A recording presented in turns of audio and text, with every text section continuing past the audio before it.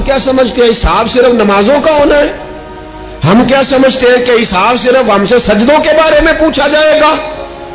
یہ بھی سوال ہوگا، یہ بھی صحیح بخاری مسلم میں موجود ہے، صحیح حدیث میں موجود ہے کہ رب فرمائے گا او بندے میں بھوکا تھا تو نے مجھے روٹی نہیں کھلائی، میں پیاسا تھا تو نے پانی نہیں پلایا، کپڑوں کی حاجت تھی تو لے کے نہیں آیا، میں بیمار تھا تو نے تیمارداری نہیں کری۔ مالک تو کھانے سے پاک، پینے سے پاک، پہننے سے پاک، بیماری سے پاک۔